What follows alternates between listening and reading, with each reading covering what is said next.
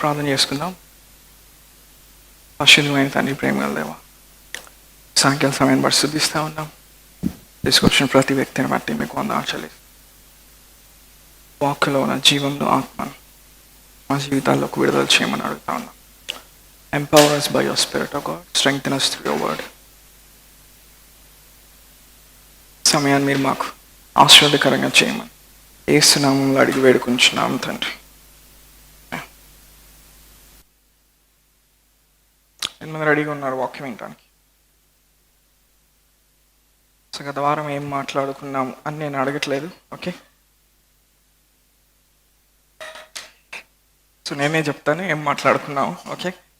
So ఆదాము ఎప్పుడైతే పాపం చేశాడో తనలో ఉన్న ఆత్మ తన స్థానాన్ని పోగొట్టుకుంది. అర్థమైంది అక్కడి వరకు? ఇప్పుడు క్రీస్తు వచ్చి ఆయన ఏం చేశాడు? కడపటి ఆదాము వచ్చి ఏం చేశాడు? ఎవరైతే ఆయన అంగీకరిస్తూ ఉన్నారో వాళ్ళు మరలా ఆత్మ ద్వారా పనిచేసేటువంటి సామర్థ్యం దేవుడు వాళ్ళకి అనుగ్రహించాడు. హల్లెలూయా. సో ఎప్పుడైతే జీవము ఆత్మ ఉన్న దేవుని వాక్యాన్ని మనం తీసుకుంటామో ఏమవుతుంది? మనలో ఉన్న స్పిరిట్ కాంపోనెంట్ లేకపోతే మన అంతరంగ పురుషుడు దేవునికి సజీవంగా వస్తాడు. హల్లెలూయా. మనలో ఉన్న ఆత్మ సంబంధమైన వ్యక్తి లేకపోతే అంతరంగ పురుషుడు దేవునికి సజీవంగా వస్తాడు. ఎప్పుడైతే ఆ స్థానంలో నిలబడతామో మనం ఏం చేయగలుగుతాం? దేవుడు మనల్ని ఎలా రూపించాడో ఆయన యొక్క ఒరిజినల్ డిజైన్ని బట్టి మనం పనిచేయగలుగుతాం. హల్లెలూయా. యేసుప్రభువు వారు శోధన ఎదుర్కొన్నాడు. ఆయన అపవాది ఏమన్నాడు? ఈ రాజ్యాలన్నీ నేను నీకు ఇస్తాను, నువ్వు కానీ నాకు మొక్కినట్లయితే. ఆ రాజ్యాలన్నీ ఎక్కడుంటా ఉన్నాయి? ఎక్కడి నుంచి కనపడతా ఉన్నాయి? ఆత్మలోకి తీసుకువెళ్ళి ఏం చేశాడు? శోధించడం మొదలుపెట్టాడు. యేసుప్రభువు వారు ఎలా జయాన్ని పొందాడు? ఆయన శరీరానుసారంగా ప్రవర్తించలేదు, కానీ తన ఆత్మ తండ్రికి సజీవంగా ఉంది కాబట్టి ఆ ఆత్మలో నుండి స్పందించడం మొదలుపెట్టాడు. హల్లెలూయా. సో కడపటి ఆదాం ద్వారా వచ్చే ప్రతి ఒక్కరు కూడా జ్ఞానేంద్రియాల ద్వారా వచ్చే జ్ఞానాన్ని బట్టి కాక ఆత్మ ద్వారా కలిగే అనుభవాన్ని బట్టి నడుచుకోవటానికి మనం పిలువబడ్డాం. అయిపోయింది రీక్యాప్, ఓకేనా? అది నేను లాస్ట్ వీక్ చెప్పాను. కొన్ని అర్థం అవ్వాలంటే వాటిని ఎక్కువ ధ్యానిస్తూ ఉండాలి, ఎక్కువ ఆత్మలో ప్రార్థన చేస్తూ ఉండాలి. సో జ్ఞానం అనేది చాలా విలువైంది, కాస్ట్లీ. ముఖ్యంగా ఆత్మ సంబంధమైన జ్ఞానం అనేది చాలా విలువైంది. సో అందుకని కొన్ని కాన్సెప్ట్స్ మీరు ఫస్ట్ టైం విన్నప్పుడు, కొన్ని అంశాలు మొదటిసారి విన్నప్పుడు పిచ్చి పిచ్చిగా ఉంటుంది. ఏం మైండ్కి ఏం ఎక్క ఏదో ఆత్మ అంటున్నాడు, లేకపోతే మనలో ఉన్న అంతరంగ పురుషుడు బలపరచబడాలంటున్నాడు, దేవుని యొక్క అనాది రూపకల్పన అది అంటున్నాడు. ఇలా అవునా? ఇలా ఒకలాగా అనిపిస్తూ ఉంటుంది. ఇది సాధారణంగా పాపాత్మురాలైన స్త్రీ, జక్కయ్య, వీళ్ళ కథలు విన్నప్పుడు అర్థం చేసుకోవడం చాలా ఈజీగా ఉంటుంది. అవునా? కొంచెం ఆత్మీయంగా మాట్లాడితే మన అటెన్షన్, మన ఫోకస్, మన కాన్సన్ట్రేషన్ నీ లోపల ఉన్న ఆత్మకి మాత్రమే కొన్ని అర్థమవుతాయి, నీ మనసుకు అర్థం కావు. హల్లెలూయా. అందుకని మనం యేసయ్యని అంగీకరించినప్పుడు మన ఆత్మ ఏమైంది? అది తిరిగి జన్మించింది. హల్లెలూయా. ఒక నీటి మూలంగా ఆత్మ మూలంగాన జన్మిస్తేనే కానీ దేవుని రాజ్యాన్ని చూడలేడు. సో ఈ కాన్సెప్ట్ నేను చెప్తా ఉన్నప్పుడు దేవుడు ఏం చేస్తా ఉన్నాడు? ఆయన పెట్టిన ఫ్రేమ్ వర్క్లో నుండి మనం ఎక్కడెక్కడైతే బయటకు వచ్చామో, ఆయన చేసిన రూపకల్పనలో సరైన రీతిలో మనం పనిచేయకుండా ఎక్కడెక్కడైతే మనం బయటకు వచ్చామో దేవుడు ఏం చేస్తున్నాడు? ఆ ఎడ్జెస్ అన్నిటినీ కట్ చేసి, అవునా, ఆయన పెట్టిన ఫ్రేమ్లో మనం పట్టి అందులో పనిచేసే విధంగా దేవుడు మనల్ని తయారు చేస్తూ ఉన్నాడు. హల్లెలూయా. సో ఆత్మ ద్వారా పనిచేయటం వల్ల వచ్చేటువంటి ఆశీర్వాదం అది. హల్లెలూయా. ఇది నేను గత వారం చెప్పింది. సో ఒక 2 చిన్న విషయాలు ఈరోజు చెప్పినే ముగిస్తాను. యోబు గ్రంథం 38వ అధ్యాయంలోకి వెళ్దాం. మన ఆత్మ ద్వారా జీవించడం మొదలుపెట్టినప్పుడు లేకపోతే మనలో ఉన్న ఆత్మ దాని స్థానంలో అది నిలబడి పనిచేయటం మొదలుపెట్టినప్పుడు ఎలాగ మనం పరలోక ప్రపంచంలో ఉన్న విషయాల్ని మన విషయాలుగా, మన వాస్తవాలుగా ఎలా చేసుకుంటాం, దాని గురించి నేను మాట్లాడుతూ ఉన్నాను. యోబు గ్రంథం 38వ అధ్యాయం 33వ వచనం. చాలు. ఆకాశ మండలపు కట్టడలను నీవెరుగుదువా? దానికి భూమి మీద గల ప్రభుత్వంను నీవు స్థాపింపగలవా? Knowest thou the ordinances of heaven? Canst thou set the dominion thereof in the earth? Amplified version అయితే, do you know the ordinances of heaven, or can you establish their rule over the earth? ఈ భాగంలో ఏం జరుగుతూ ఉంది? దేవుడు యోబుని ప్రశ్నిస్తూ ఉన్నాడు. హల్లెలూయా. దేవుడు ఏం చేస్తూ ఉన్నాడు?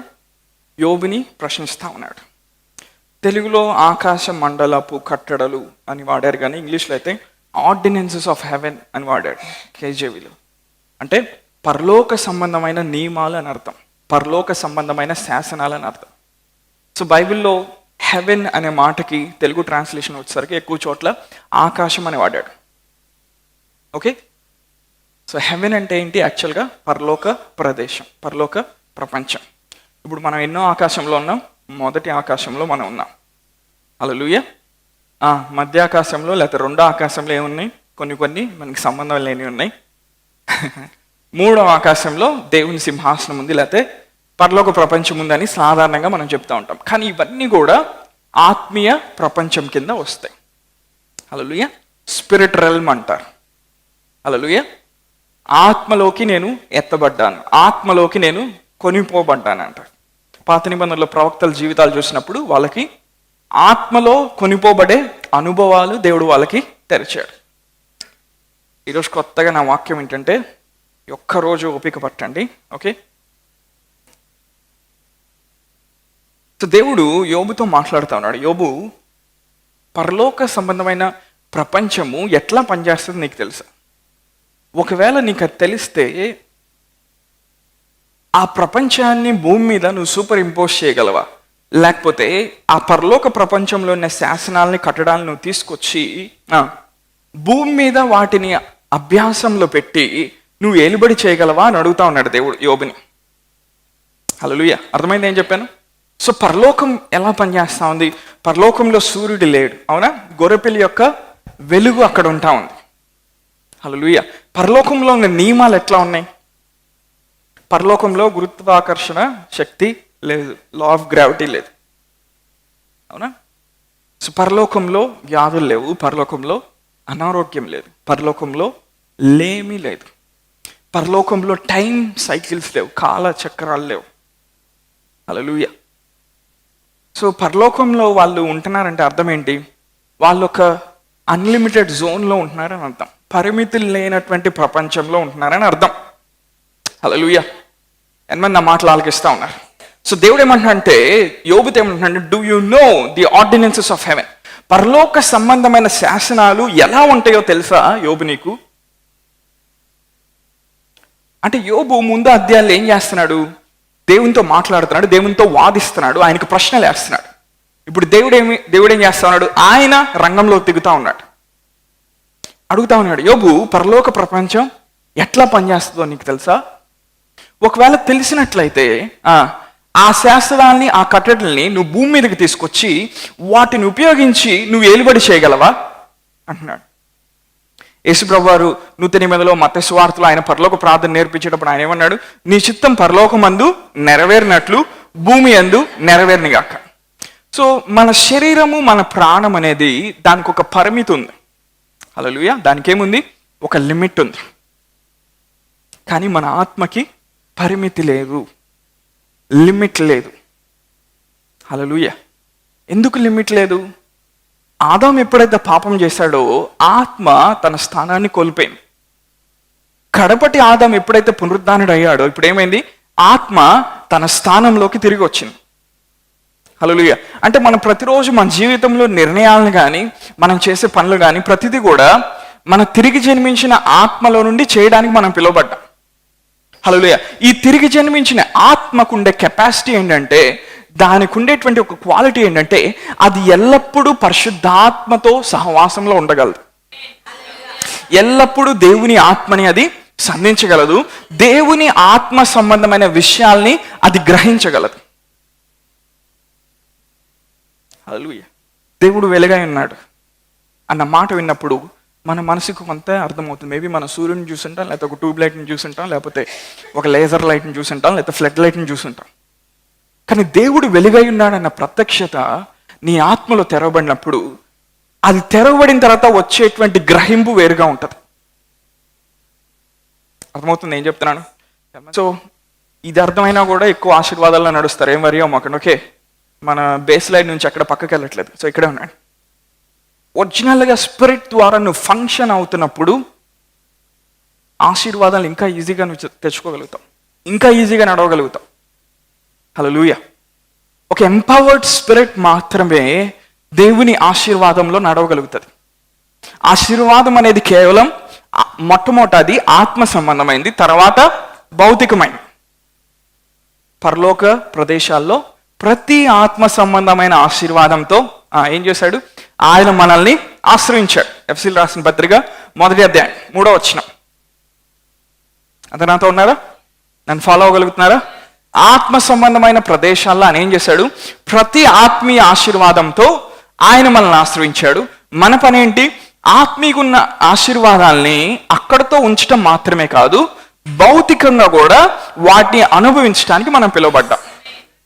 హల్లెలూయా.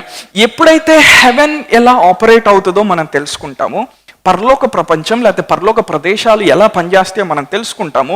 ఇప్పుడు ఏం చేస్తాం?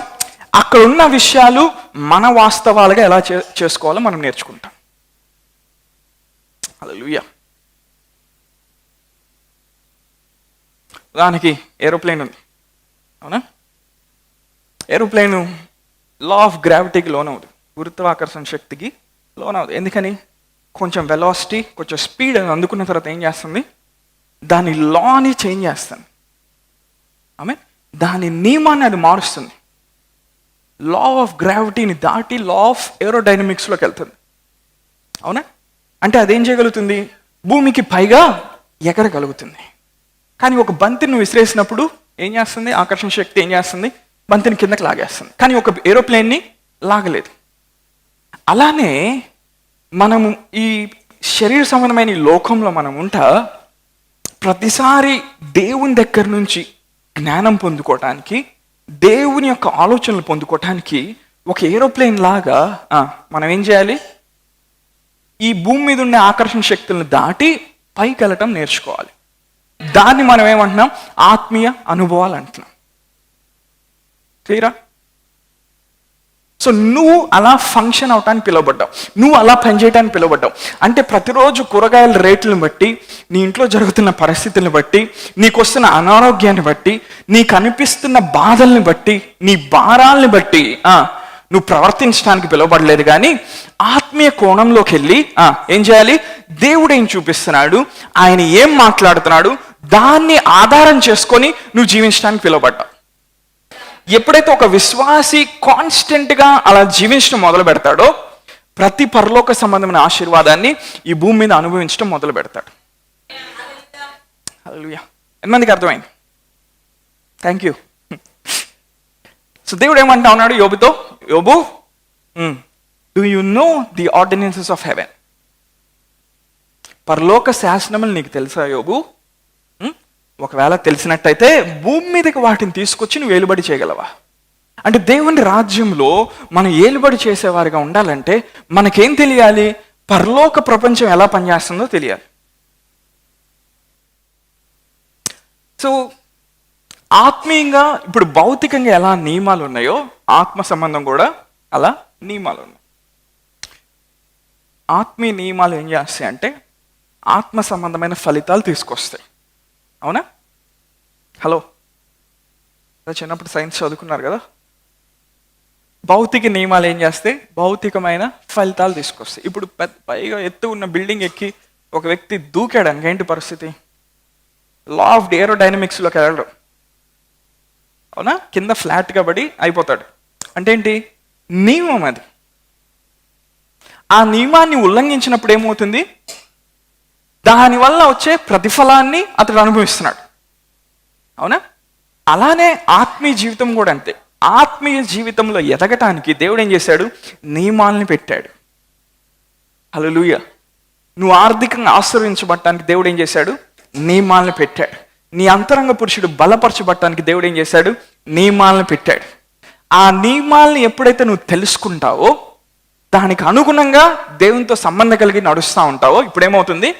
ఆత్మ సంబంధమైన ఫలితాలు నువ్వు చూడటం మొదలు పెడతావు. చాలా మంది అడుగుతూ ఉంటారు, నాకు రిజల్ట్స్ రావట్లేదండి, నేను సక్సెస్ చూడలేకపోతున్నానండి, ఫేవర్ చూడలేకపోతున్నానండి. ఇవన్నీ నువ్వు ఎందుకు చూడలేకపోతున్నావు అంటే, మేబీ కాన్స్టెంట్గా కొన్ని సంవత్సరాల నుండి కొన్ని ఆత్మీయ నియమాలు నువ్వు ఉల్లంఘించుంటావు. అవునా? ఉల్లంఘించినప్పుడు ఏమవుతుంది? సరైన ఫలితాలు నువ్వు చూడలేవు. ఎంతమంది నాతో ఉన్నారు? ఎంతమందికి ఫలితాలు కావాలి, జీవితంలో రిజల్ట్స్ కావాలి? ఎంత ఆత్మీయంగా ఉన్నా మనం ఎప్పటికప్పుడు కొన్ని కావాలనుకుంటాం కదా, అవునా కదా? మీరు అనుకోరా? ఈరోజు ఒకటి రెండు నియమాలు చెప్పి నేను ముగిస్తాను. ఒకటి ఏంటంటే విశ్వాస సంబంధమైన నియమం, ద లా ఆఫ్ ఫెయిత్. విశ్వాస నియమం ఏం చేస్తుందంటే, ఆత్మీయంగా దేవుడు ఏదైతే ఉంచాడో, ఆత్మీయ ప్రపంచంలో దేవుడు ఏదైతే పెట్టాడో, భౌతికంగా నువ్వు దాన్ని తీసుకునేటట్టు చేస్తాడు. హల్లెలూయా. It's the law of faith that connects the natural realm with the spirit realm. హల్లెలూయా. ఇప్పుడు నీకు ఫెయిత్ ఎట్లా వస్తుంది? వాక్యాన్ని వినటం వల్ల విని నువ్వేం చేస్తున్నావు? అక్కడ తాగిపోట్ల, దాన్ని అభ్యాసంలో పెడుతున్నావు. దాన్ని ఆధారంగా నువ్వు ఆలోచించడం మొదలు పెడుతున్నావు. ఎప్పుడైతే అలా ఆలోచిస్తున్నావో, అలా వాక్యాన్ని ధ్యానిస్తున్నావో, దానిలో ఉన్న జీవాన్ని, ఆత్మని ఏం చేస్తున్నావు? వాటితో నువ్వు పోషించుకుంటున్నావు. ఎప్పుడైతే నువ్వు అలా పోషించబడుతున్నావో, నీ అంతరంగ పురుషుడికి ఏమొస్తుంది? బలం వస్తుంది. బలం వచ్చి ఏం చేస్తున్నాడు? గురుత్వాకర్షణ శక్తి దాటి లా ఆఫ్ ఏరోడైనమిక్స్లోకి వెళ్తున్నాడు. అంటే దేవుని సింహాసనం దగ్గరికి వెళ్ళి ఆయన ఆ విషయం గురించి ఏం చెప్తున్నాడో తెలుసుకొని రాగలుగుతాడు. ఇవన్నీ ఎవరో ప్రవక్తలకి, పరిశుద్ధులకి, వాళ్ళ కోసం దేవుడు రిజర్వ్ చేసి పెట్టలేదు. తిరిగి జన్మించిన ప్రతి వ్యక్తి కోసం దేవుడు రిజర్వ్ చేసి పెట్టాడు. ఇంకో గొప్ప విషయం ఏంటంటే, దేవుడు నీకు ఇచ్చిన రక్షణలో, ఆ ప్యాకేజీలో ఇది కూడా ఒక భాగం. ఎందరు దేవుని ఆత్మ చేత నడిపించబడతారో వారందరూ కూడా ఆయన కుమారులుగా పిలువబడతారు. హల్లెలూయా. అంటే ఆత్మ ద్వారా నడిపించబడే అనుభవాన్ని ఆయన ఏం చేశాడు? నీకు ఉచితంగా అనుగ్రహించాడు. అందుకని ఆయన ఏం చేశాడు? తన ఆత్మని సంఘం మీద ఆయన కుమ్మరించాడు. తన ఆత్మని కుమ్మరించింది కేవలం భాషల్లో మాట్లాడి నాకేదో జరుగుతుంది ఏది ఏమనిపించట్లేదు, మనసుకు అర్థం కావట్లేదు, అక్కడితో ఆగిపోవటానికి కాదు. ఏం చెప్తా ఉన్నాను? విశ్వాస నియమం అనేది ఏం చేస్తుంది? ఏదైతే ఆత్మీయంగా ఉందో దాన్ని భౌతికంగా తీసుకొస్తుంది. ఒక వ్యక్తికి అనారోగ్యం ఉంది, అవునా? బాగా సింపుల్గా వద్దాం ఈరోజు, లేకపోతే కొంతమంది చాలా ఇబ్బంది పడుతున్నారు. ఒక వ్యక్తికి అనారోగ్యం ఉంది. ఇప్పుడు ఏం చేయాలి? పరలోక సంబంధమైన నియమం అతను తెలుసుకోవాలి. దేవుడు నివసించే ప్రపంచంలో అనారోగ్యం లేదు, పరలోకంలో అనారోగ్యం లేదు. దేవుడు యోబుతో అదే మాట్లాడుతున్నాడు. యోబు, పరలోక సంబంధమైన శాసనాలు నీకు తెలుసా? ఒకవేళ తెలిస్తే భూమి మీద వాటిని అభ్యాసంలో పెట్టి ఏలుబడి చేసే స్థానంలోకి నువ్వు రాగలవా? సో పరలోకంలో అనారోగ్యం లేదు. నువ్వు ఇప్పుడు ఏం చేయాలి? పరలోకంలో ఉన్న దేవుని వెలుగు చూసినప్పుడు, దాని గురించిన ప్రత్యక్షత నీకు వచ్చినప్పుడు ఇప్పుడు ఏమవుతుంది? నీ దేహము ఆటోమేటిక్గా స్వస్థపడతా ఉంది. నీ లోపల ఉన్న భయము, కలవరము, అనారోగ్యము, అవునా, పిచ్చి పిచ్చిగా అనిపించడం అదంతా పోతుంది. ఎందుకని? ఆ ప్రపంచంలో ఉన్న వెలుగు నువ్వేం చేస్తున్నావు? విశ్వాసం ద్వారా నువ్వు లాక్కుంటున్నావు. హల్లెలూయా. సంఖ్యాకాండం 23 అధ్యాయం 19 వచనం ఎవరైనా చదువుతారు? దేవుడు అబద్ధమాడుటకు ఆయన మానవుడు కాడు, పశ్చాత్తాపడుటకు ఆయన నరపుత్రుడు కాడు. ఆయన చెప్పి చేయకుండా, ఆయన మాట ఇచ్చి స్థాపింపకుండా. ఆయన చెప్పి చేయకుండా, ఆయన మాట ఇచ్చి స్థాపింపకుండా. దేవుడు అబద్ధమాడటానికి మానవుడు కాడు. సో విశ్వాస నియమంలో నువ్వు పనిచేసేటప్పుడు నువ్వు మొట్టమొదటి విషయం నువ్వేం అర్థం చేసుకోవాలంటే, దేవుడు అబద్ధం ఆడేవాడు కాదు. Hallelujah. Problem is not in his side of the equation.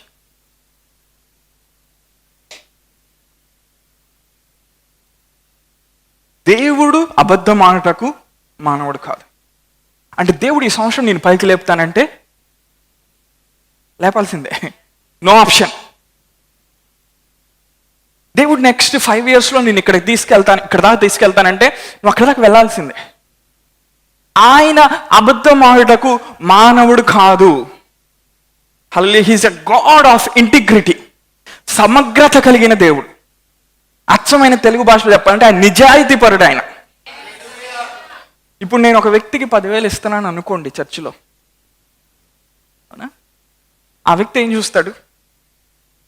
నా దగ్గర 10,000 ఉన్నాయా లేదా ఫస్ట్ చూస్తాడు. రెండోది నా జీవితాన్ని ముందు స్టడీ చేస్తాడు. అట్లా నేను ఎవరెవరికి చెప్పి ఇచ్చానా లేదా చూస్తాడు. అంటే ఏం చూస్తున్నాడు? నా ఇంటిగ్రిటీ చూస్తున్నాడు. నేను మాట మీద నిలబడే వ్యక్తినా కాదా అని చూస్తున్నాడు. రెండోది ఆ 10,000 ఇవ్వగలిగిన సామర్థ్యం నా దగ్గర ఉందా లేదా చూస్తున్నాడు. అంటే దేవుడు అబద్ధం ఆటకు మానవుడు కాదంటే ఆయన యథార్థపరుడా కాదా?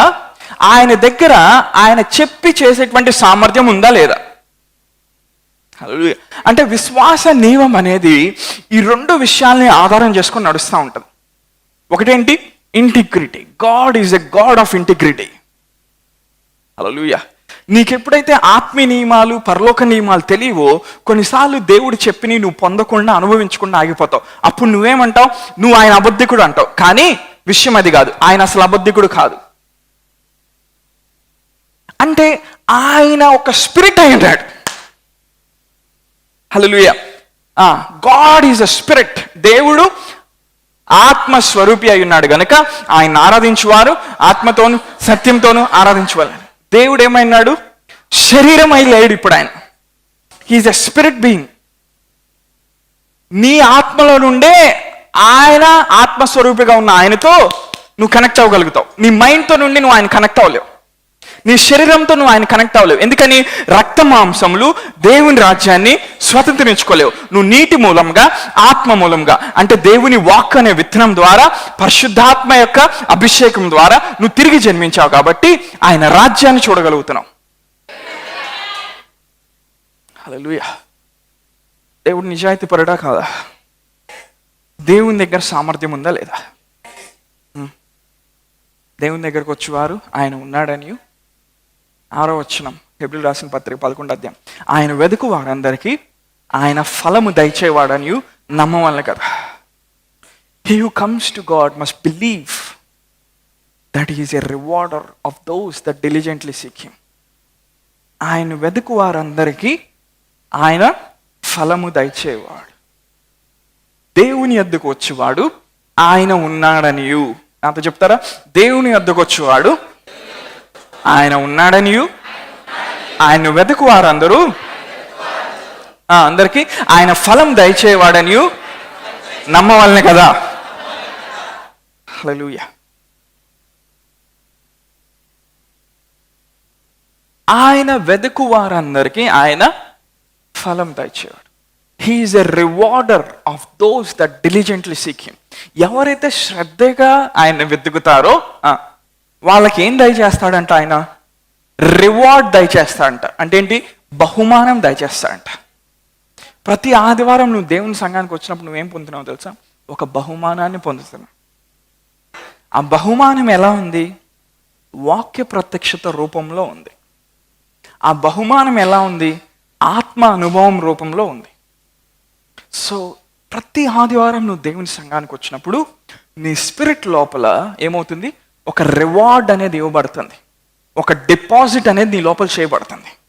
దాని మీద కానీ నువ్వు ఫోకస్ పెట్టగలిగితే నీ లోపల ఉన్న ఆత్మ సంబంధమైన వ్యక్తిని అది యాక్టివేట్ చేసి దేవుడు దేన్నైతే ఉద్దేశించాడు నీ జీవితం పట్ల దానిలోకి అది నిన్ను నడిపిస్తుంది.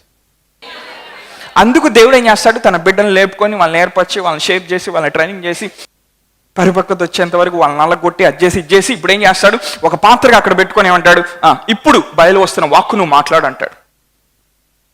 హల్లెలూయా. ఆ మాట ఏమైంది? అది జీవమును ఆత్మయున్నది. హల్లెలూయా. ఎన్నో నన్ను ఫాలో అవుతూ ఉన్నారు. సో విశ్వాస నియమం దేని మీద ఆధారపడి ఉంటుంది? సమగ్రత మీద, ఆయన ఎబిలిటీ అంటే ఆయన సామర్థ్యం మీద. ఒకసారి యెహోషువ గ్రంథం 1వ అధ్యాయంలోకి వెళ్దాం. అందరికి తెలిసిన భాగం 8వ వచనం. ఈ ధర్మశాస్త్ర గ్రంథమును నీవు బోధింపక తప్పిపోకూడదు, దానిలో రాయబడిన వాటన్నిటి ప్రకారము చేయుటకు నీవు జాగ్రత్త పడినట్లు దివారాత్రము దాన్ని ధ్యానించిన ఎడ్లా you shall make your way prosperous and you shall have good success. Hallelujah. నీ మార్గమును వర్ధిల చేసుకొని చక్కగా ప్రవర్తించదు అని తెలుగులో అంటున్నాడు. ఇంగ్లీష్లో ఏమంటున్నాడు? You will make your way prosperous and then you will have good success. అంటే నువ్వు విజయవంతమైన జీవితం జీవించాలంటే ఆయన వాక్యం మీద నువ్వు ఆధారపడాలి. ఆధారపడటం మాత్రమే కాదు, వినటం మాత్రమే కాదు, దాన్ని అనుసరించి ప్రవర్తించడం నేర్చుకోవాలి. అంటే వాక్కుని నీ దగ్గర పంపించడం ఆయన బాధ్యత, తీసుకున్న వాక్కుని అనుసరించి ప్రవర్తించడం నీ బాధ్యత. హల్లెలూయా. అంటే దేవుని కార్యం జరిగేటప్పుడు చాలా మంది అంటారు, అంత దేవుని చేతిలో ఉంది, నా చేతిలో ఏం లేదు. హలో, కొంతమంది ఎక్కువగా విశ్వాసం లేదు, అంత నా చేతిలో ఉంది, దేవుని చేతిలో ఏం లేదు అంటారు. కాదు, ఇద్దరి యొక్క భాగస్వామ్యంలో ఉంది. క్రీస్తు జత పని వారం, క్రీస్తు తోడి వారసులం మనం. హల్లెలూయా. అంటే ఆయన చేయాల్సిన ఆయన పని ఆయన చేస్తాడు, నువ్వు చేయాల్సిన పని నువ్వు చేస్తావు. నువ్వు స్పందించకుండా, నువ్వు ఆయన చిత్తానికి ఒప్పుకోకుండా బలవంతంగా ఆయన నీలో కార్యం చేయలేడు. హల్లెలూయా. ఎప్పుడైతే ఆ వాక్యాన్ని నువ్వు తీసుకుంటావో, దాన్ని అనుసరించి ప్రవర్తించడం నువ్వు నేర్చుకుంటావో, ఇప్పుడు ఏం చేస్తావు? You shall make your way prosperous and you shall have good success. అంటే నువ్వు వర్ధిల్లట్లేదంటే అర్థం ఏంటి? వాక్యానుసారంగా నువ్వు జీవించట్లేదని అర్థం. క్లియర్ కట్టా? నీకు సక్సెస్ రావట్లేదంటే, నీ కెరియర్లో కానీ, నీ బిజినెస్లో కానీ, నీ లైఫ్లో కానీ నీకు సక్సెస్ రావట్లేదంటే నువ్వు వాక్యం వింటున్నావు కానీ అది అభ్యాసంలో పెట్టట్లా. వయసు వచ్చిన వారు అభ్యాసం చేత మేలు కీడులను వివేచించే సామర్థ్యంలోకి నడుస్తారు. అంటే నువ్వు పాలు తాగుతున్నావు కానీ ఇంకా నీకు వయసు రాలా. నీకు వయసు వచ్చినప్పుడు ఏమవుతుంది? నువ్వు ఆత్మ సంబంధమైన ఫలితాలు నువ్వు చూడగలుగుతావు. నీవు ఆత్మ సంబంధమైన ఫలితాలు లేకపోతే ఆ విషయాల్లో నువ్వు సక్సెస్ని, ప్రాస్పెరిటీ నువ్వు చూడట్లేదంటే ఏంటి? నీకు వయసు రాలేని అర్థం. నీకు వయసు రావాలంటే నువ్వేం చేయాలి? పాలు తాగే స్థితిలో నుండి బలమైన ఆహారాన్ని తీసుకునే స్థితిలోకి నువ్వు రావాలి. హల్లెలూయా. సో ఆత్మీయ జీవితంలో ఏది కూడా ఊహా ప్రపంచంలో జరగదు. చాలామంది ఊహల్లో జీవిస్తూ ఉంటారు, డే డ్రీమింగ్లో బ్రతుకుతూ ఉంటారు. దేవుడు నాకు అది చెప్పాడు, దేవుడు నాకు ఇది చెప్పాడు. హలో, నువ్వు పార్టిసిపేట్ చేయకుండా దేవుడు ఏం చేయలేడు. నీ చిత్తాన్ని ఆయన చిత్తానికి అప్పగించకుండా ఆయన నీ లోపల పనిచేయలేడు. ఆయన నియమాలు నువ్వు పాటించకుండా ఆయన నీ లోపల కార్యం చేయడు. నువ్వు ఆయనతో సంబంధం లేకుండా జీవిస్తూ ఉంటే ఆయన నీ ద్వారా కార్యాలు చేయలేడు, నీ లోపల కార్యం చేయలేడు. ఆయనకేం కావాలి? నీ పర్మిషన్ కావాలి. హల్లెలూయా. ఎవరైతే ఆయన పని చేయడానికి పర్మిషన్ ఇస్తారో ఇప్పుడు వాళ్ళలోకి ఏమొస్తా ఉంది? ఆయన జీవము ఆత్మతో కూడిన వాక్కు వాళ్ళలోకి వస్తూ ఉంది. ఆ వాక్కు వచ్చినప్పుడు వాళ్ళు ఏం చేస్తారంట?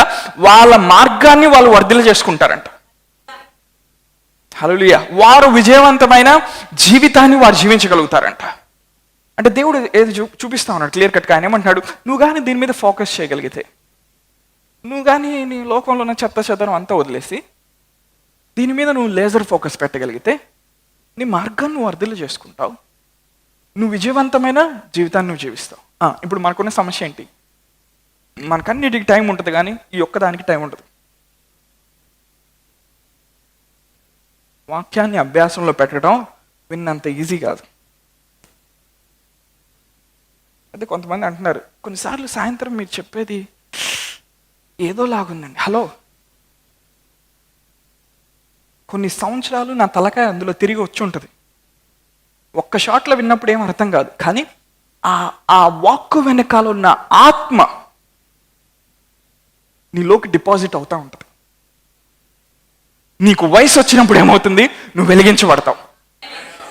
అయ్యే అంటే ఈవినింగ్ సర్వీస్లో ఏం జరుగుతుంది? నీ లోపల డిపాజిట్ చేయబడతావు. మార్నింగ్ సర్వీస్లో ఏం జరుగుతుంది? నీకు పునాదులు వేస్తూ ఉన్నారు. అపోస్తలుల యొక్క పునాదులను వేస్తూ ఉన్నారు. హల్లెలూయా. ఈవినింగ్ సర్వీస్లో ఏమవుతుంది? ప్రవక్త యొక్క ప్రత్యక్షతలు నిన్ను లేపుతా ఉన్నాయి. హల్లెలూయా. ఇప్పుడు దేవుడు ఏమన్నాడు? మీరు అపోస్తలుల యొక్క ప్రవక్తల యొక్క పునాది మీద మీరు కట్టబడ్డారు, అందులో క్రీస్తే మీకు మూలరాయి అయి ఉన్నాడు. హల్లెలూయా. అంటే ఇప్పుడు మీ జీవితం ఏమవుతుంది? దేవుని యొక్క సంపూర్ణత దిశగా ప్రయాణం చేస్తూ ఉంది. హల్లెలూయా. ఎంతమంది వాక్యాన్ని ప్రేమిస్తూ ఉన్నారు? కీర్తన గ్రంథం 23వ అధ్యాయంలోకి వెళ్దాం. అందరికీ తెలిసిన భాగం. కీర్తన గ్రంథం 23వ అధ్యాయం 5వ వచనం చదువుతారు అందరూ? చాలు. యెహోవా కాపరిగా ఉన్నప్పుడు వచ్చేటువంటి అనుభవాన్ని గురించి దావీదు రాస్తా ఉన్నాడు. ఓకే, ఫస్ట్ భాగం అనుకుంటే సెకండ్ భాగంలోకి వెళ్తున్నాను. నూనెతో నా తల అంటి ఉన్నావు, నా గిన్నె నిండి పొరుచున్నది. అంతా నాతో చెప్తారా? నూనెతో. ఏ ఆయిల్ అది? కోకోనట్ ఆయిలా, ఆయుర్వేదిక్ పారాషూటా, లేకపోతే డాబర్ వాటిక? సరే, నూనెతో నా తల అంటి ఉన్నాం.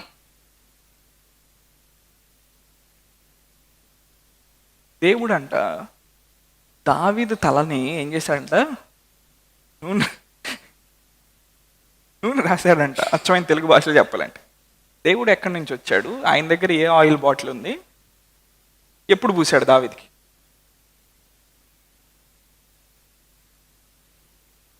ఆలోచించారు ఎప్పుడైనా? అంటే దావీదు ఏమంటున్నాడు? నేను ఆయనతో కనెక్ట్ అయి ఉన్నప్పుడు ఆయన అభిషేకం, హల్లెలూయా, ఆయన అభిషేకంలో ఏముంది? ఆయన శక్తి, ఆయన సామర్థ్యం ఉంది. అవి నా మీదకు వచ్చేసినాయి, అవి నా లోపలికి వచ్చేసినాయి. Hallelujah. I'm filled with his ability, I'm filled with his potential. ఆయన సామర్థ్యంతో, ఆయన శక్తితో నేను నింపబడతా ఉన్నాను. అప్పుడు ఏం చెప్తున్నాడు? ఒక భౌతిక సంబంధమైన విషయాన్ని మాట్లాడుతున్నాడు. ఆయన చేతిలో ఒక గిన్నె ఉంది, ఊహించుకుందాం. ఆ గిన్నె నిండి పొరులుతా ఉంది. ఎవరైనా ముందుకు వస్తారా ఒకళ్ళు? ఇది గిన్నె, ఓకే. ఆయన పోస్తున్నాడు. పోస్తుంటే ఇప్పుడు ఏమవుతుంది? ఒళ్ళంతా పారుతుంది. కానీ ఈయన చేతిలో ఒక పాత్ర ఉంది, అవునా? ఇది మీరు వింటా ఉన్నప్పుడు మీరు అనాయింటింగ్ రిసీవ్ చేసుకుంటారు. హల్లెలూయా. దేవుడు ఏం చేస్తున్నాడు? ఆయిల్ పోస్తున్నాడు, అంటుతున్నాడు. నూనెతో తన తలని అంటుతా ఉన్నాడు. ఇది పొరులుతా ఉంది. అంటే ఆయన పోసేకుంది ఏమవుతుంది? ఇక్కడ ఆశీర్వాదాలు, అభిషేకం, స్వస్థత, విడుదల, ఐశ్వర్యం, ఆయన శక్తి, ఆయన మహిమ ఈ పాత్రల నుండి బయటికి వెళ్తాం. ఇది పొరలేకుంది. ఈ వ్యక్తి ఏం చేయగలుగుతాడు? ఈయన ఆశ్రయించబట్టం మాత్రమే కాదు, ఈ పొర్లిన అనుభవంలో నుండి అనేక కప్పులని, అనేక బాటిల్స్ని నింపగలుగుతాడు. హల్లెలూయా.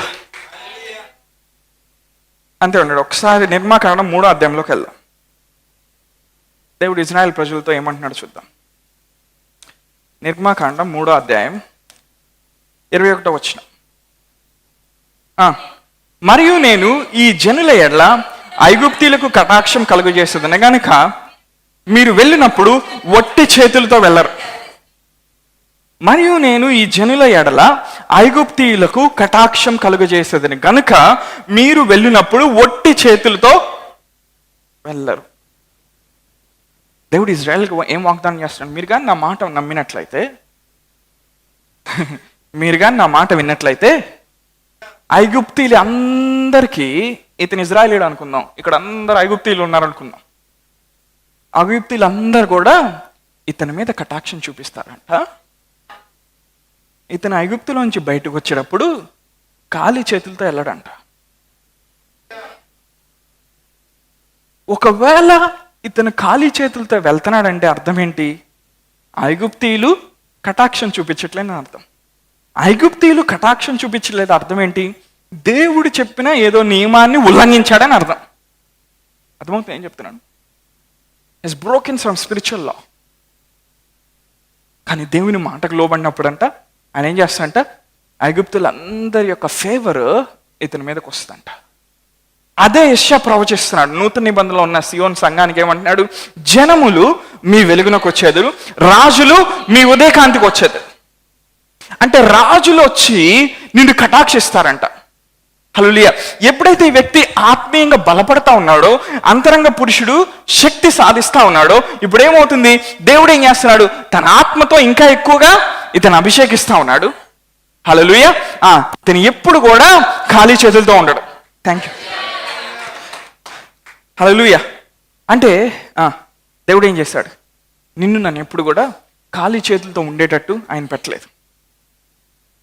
సాధారణంగా లోకపరంగా ఒక వ్యక్తి ఖాళీ చేతులతో ఉన్నాడంటే అర్థం ఏంటి? మేబీ ఏం జాబ్ చేయట్లేదు, ఖాళీగా ఉన్నాడు అని అంటారు కదా, అంటారు. అంతేనా? ఆత్మీయ ఆశీర్వాదాలు లేకుండా నువ్వు ఖాళీగా ఉన్నావు అంటే అర్థం ఏంటి?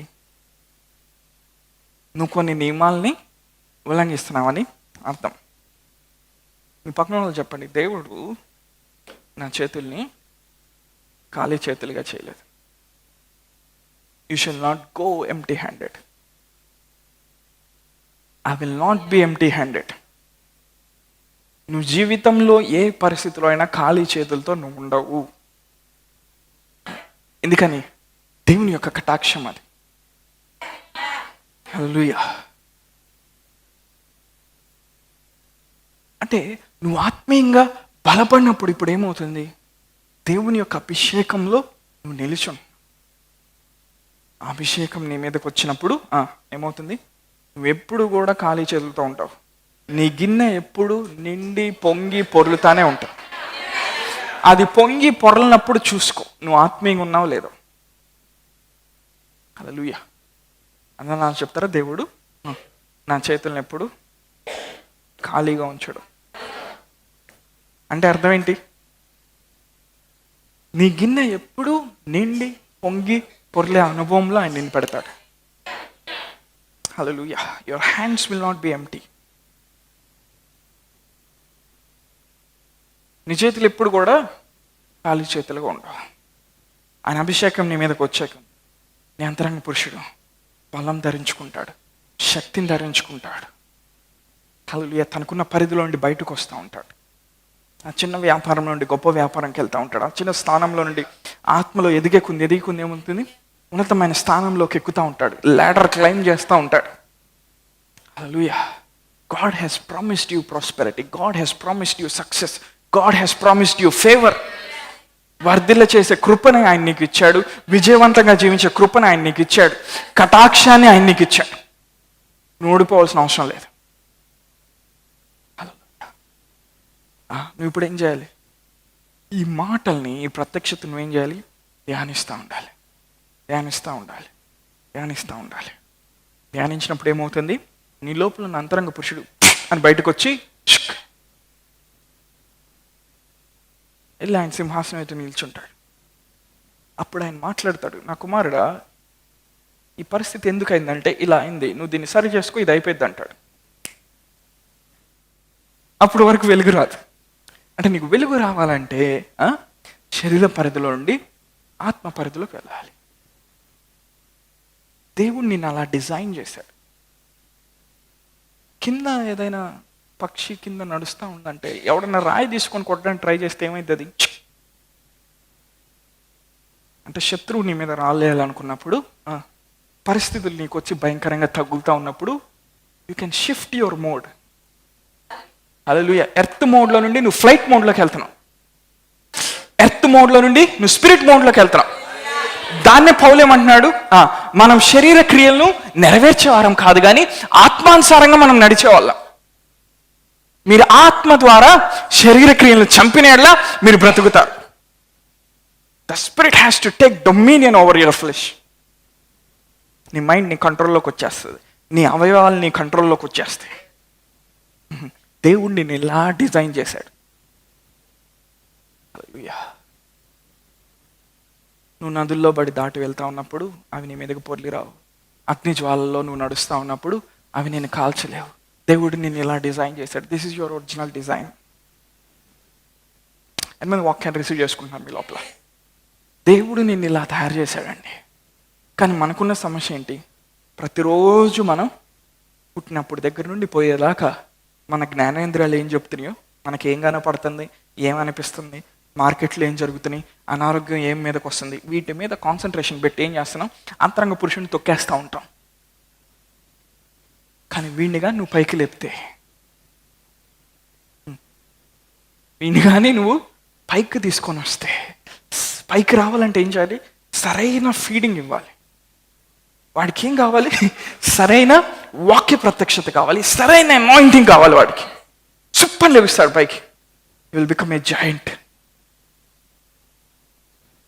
హల్లెలూయా. అప్పుడు ఏం చేయగలుగుతాడు? అన్నిటిని ఏలుబడి చేయగలుగుతాడు. హల్లెలూయా. నేనేం చెప్తా ఉన్నాను ఈరోజు? ఆత్మీయంగా ఉన్న ప్రతిదాన్ని మనం భౌతికంగా తీసుకుని రాగలుగుతాం. దానికి ఉపయోగించే నియమం ఏంటి? విశ్వాస నియమం. విశ్వాసం దేని మీద ఆధారపడింది? దేవుని యొక్క సమగ్రత మీద. ఆయన మాట నిలబడేవాడు కాదా, మాట మీద నిలబడేవాడు కాదా, నువ్వు రీసెర్చ్ చేయాలి. ఆ పాస్టర్ చెప్పాడు, ఈ ప్రాఫిట్ చెప్పాడు, హలో బిల్లి కబుర్లన్నీ కాదు. నువ్వు ఆయన వాక్యాన్ని తీసి, వాక్యాన్ని చదివి ధ్యానించి, ఈయన మాట మీద నిలబడేవాడా కాదా, ఈయన మాట మీద నిలబడేవాడు కాదా. నువ్వు చదివేకుని నీకు గ్రహింపు అవుతూ ఉంటుంది. ఓకే, ఈయన నమ్మొచ్చు. ఆయన ఎర్ర సముద్రాన్ని పాయలు చేసిన వాడు, ఎరుకో గోడలను ఆయన కూల్చినవాడు. ఈయన మాట మీద నిలబడేవాడు కాదా. రెండోది, ఆయన దగ్గర కెపాసిటీ ఉందా లేదా. ఎవరైనా మీ ఇంటికి ఒక వ్యక్తి వచ్చాడండి ఈరోజు, రేపు పొద్దున కల్లా 10 కోట్ల రూపాయలు చెక్ రాసి మీకు ఇస్తానంటున్నాడు. నువ్వు ఫస్ట్ ఏం చూస్తావు? ఇతనికి ఏం జాబ్ ఉంది, ఇతనికి ఏమైనా బిజినెస్ ఉందా, ఇచ్చే సామర్థ్యం ఉందా లేదా చూస్తావు. ఇప్పుడు దేవుడు ఏమంటున్నాడు? ఆయనకి ఇచ్చే సామర్థ్యం ఉందా లేదా. ఆయన లేని వాటిని ఉన్నట్టుగా చేయగలిగిన వాడు, ఉన్న సమస్యల్ని లేనట్టుగా చేయగలిగిన వాడు. He has the ability to give you everything. మీరు చెడ్డవారాయండి, మీ పిల్లలకు మంచి ఈవుల్ని ఎరిగిండగా మీ పరలోకపు తండ్రి శ్రేష్టమైన ఈవుల్ని మీకు ఇచ్చేవాడు. హల్లెలూయా. ఆ విషయం నువ్వు ధ్యానిస్తా ఉన్నప్పుడు ఏమవుతుంది? విశ్వాస నియమంలోకి వెళ్తా ఉన్నావు. ఎప్పుడైతే విశ్వాస నియమంలోకి నువ్వు వెళ్తా ఉన్నావో, భూమి మీద ఉండే ఆకర్షణ శక్తులన్నీ వదిలేసి ఆత్మీయంగా ఎత్తబడతా ఉన్నావు. అక్కడ ఆయన నీకు కలిగిన ప్రతి ఆత్మీయ ఆశీర్వాదాన్ని ఆయన చూపిస్తాడు. నీ కోసం ఆయన దాచి ఉంచిన ధనాన్ని ఆయన చూపిస్తూ ఉంటాడు. భౌతికంగా ఆయన నీకు చూపించలేడు, నీ శరీర సంబంధమైన చూపుకి ఆయన చూపించలేడు, కానీ నీ ఆత్మీయ నేత్రాలకు ఆయన చూపించగలుగుతాడు. నీ అంతరంగ పురుషుడు గ్రహిస్తూ ఉంటాడు. Hallelujah. Set your mind on things that are above. Hallelujah. పొద్దున్న చూసిన వాక్యం కొలస్సీయులకు రాసిన పత్రిక 3వ అధ్యాయం 2వ వచనం.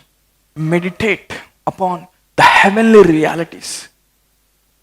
హల్లెలూయా. ప్యాషన్ ట్రాన్స్లేషన్లో ఏముంటుంది? Taste those heavenly realities. నీ మైండ్ని వాటి మీద పెట్టినప్పుడు అంట, వాటిలో ఉన్న రుచిని నువ్వు తీసుకుంటా ఉంటా అంట. హల్లెలూయా. దేవుని దగ్గర చాలా జ్యూస్లు ఉన్నాయి, ఆస్వాదించే వాళ్ళే లేరు. నువ్వు కొద్దిసేపు సినిమాలు చూస్తావు, కొద్దిసేపు మురికి బొమ్మలు చూస్తావు, కొద్దిసేపు అక్క ఈ అక్క దగ్గర ముచ్చట్లాడతావు. ఇవన్నీ చాలా టేస్టీగా ఉన్నాయి అనుకుంటావు. దేవుని దగ్గర ఇంకా టేస్టీ చాలా ఉన్నాయి. హల్లెలూయా. నువ్వు ఆయన రుచి చూసేకుంది. హల్లెలూయా. నువ్వు కూడా పౌలులాగా చెప్తాడు, నా మేలు కోసం ఆయన సమస్తమును జరిగించే దేవుడు. నువ్వు కూడా చెప్తావు, ఆయన మంచి తండ్రి అని నువ్వు చెప్పగలుగుతావు. హల్లెలూయా. ఈరోజు మీ పాత్రలు ఖాళీగా ఉంటే దేవుడు తన అభిషేకంతో ఆయన నింపును గాక. మీరు ఎక్కడ ఉన్నారు అక్కడ కళ్ళు మూసుకుందాం.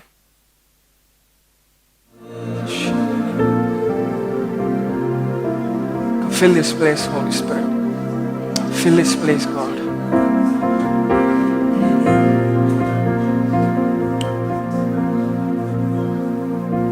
సక్సెస్ఫుల్ అవటానికి, మీరు ప్రాస్పరస్గా అవటానికి దేవుడు ఒక ఇంపార్టేషన్ ఆయన మీద పంపిస్తా ఉన్నాడు. There is an impartation of a grace that will prosper you, that will elevate your life. జనములు నీ వెలుగు వచ్చేంత వరకు, రాజులు నీ ఉదయకాంతికి లేచేంత వరకు, that grace will operate upon your life. ఒక సంధింపు ఆయన నీకు ఇస్తా ఉన్నాడు ఈ రాత్రికాల సమయంలో. ఒకవేళ లైవ్ లో చూస్తా ఉన్నా, come on, just connect with the Spirit of God, connect with the anointing that is flowing in this place. ఆయన చెప్పి ఆయన చేయకుండా, ఆయన అబద్ధం ఆడటానికి నరుడు కాదు. ఆయన నీ తలను ఆయన అంటుతానంటే ఆయన అంటుతాడు. నీ గిన్నె నిండి పొర్లుతుంది అంటే అది పొర్లుతుంది అంతే. God is not a man to lie or a son of man to repent. Habos katalama.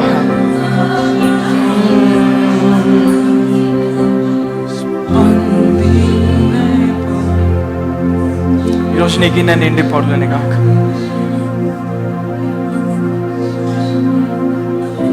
తీసుకున్న వాక్యాన్ని నువ్వు అభ్యాసంలో పెట్టినప్పుడు అడుగు వాటికంటే, ఊహించు వాటికంటే అత్యధికంగా చేయడానికి ఆయన సమృద్ధిని, ఆయన శక్తి కలిగిన మాట.